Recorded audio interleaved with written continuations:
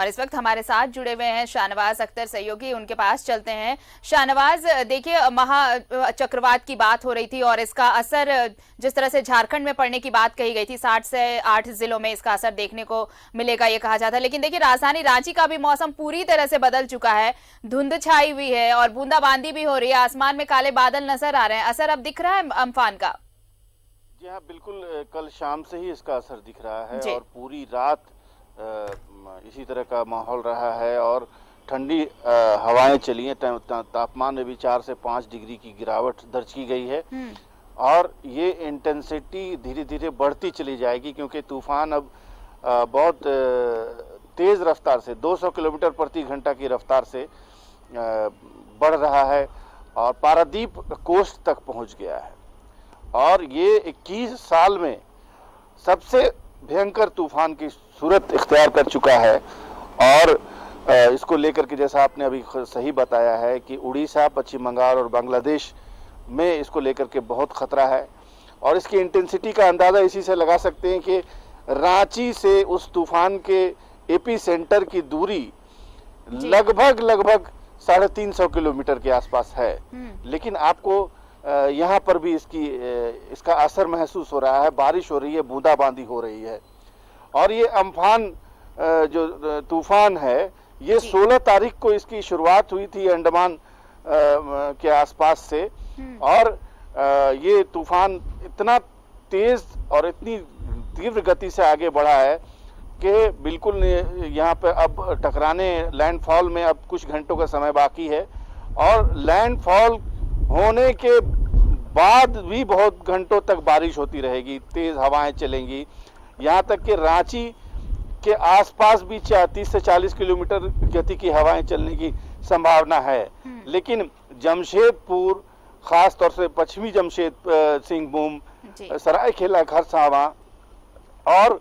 संथाल के कुछ जिलों में इसका असर ज़्यादा दिखेगा और असर दिखना भी शुरू हो गया है। और ये सारी जो चीज़ें हैं ये डिज़ास्टर की श्रेणी में आती हैं और डिज़ास्टर मैनेजमेंट के लोग जो है कल से ही सक्रिय हैं और तमाम गृह मंत्री अमित शाह ने भी बात की है तमाम कंसर्न मुख्यमंत्रियों से और तमाम तैयारियां पूरी कर ली गई हैं और बहुत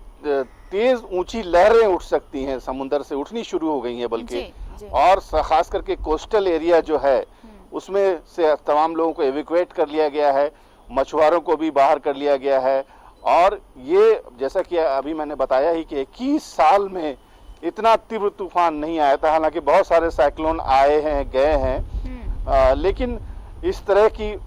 जो इंटेंसिटी है ये बहुत दिनों बाद दिखाई दिया और इसका असर भी मानसून पर बताया जा रहा है और 4-5 दिन और डिले हो सकता है मानसून, क्योंकि मानसून की भी शुरुआत उसी जगह से हुई है जहाँ के आसपास ये अम्फान की शुरुआत हुई है जी। तो ये वहाँ से केरल तट पे पहुँचता है और 31 मई तक केरल में दस्तक देता है, लेकिन 4-5 दिन का डिले हो गया है और ये तूफान अब जब तक सेटल नहीं हो जाता है जो मानसून का जो आगे का प्रोसीडिंग है वो रुका रहेगा, थमा रहेगा। बहरहाल ये जो अम्फान तूफान है ये इसका नाम थाईलैंड ने दिया है और ये थाईलैंड की बारी होती है और बार बार जब तूफान आते हैं तो अलग अलग जो देश हैं इस महाद्वीप में उनका नंबर आता है और बाकायदा वो आपने सुना होगा, पहले हुदहुद नाम का एक तूफान आया, उससे पहले फिलिन तूफान आया। बहुत सारे तूफान आते जाते रहते हैं क्योंकि ये बंगाल की खाड़ी में जो भी एक्टिविटीज़ होती है उसका सीधा सीधा असर पूर्वोत्तर भारत पे पड़ता है और हम लोगों को पड़ता है। उड़ीसा, आंध्र तट पर बहुत तबाही होती है इसको लेकर और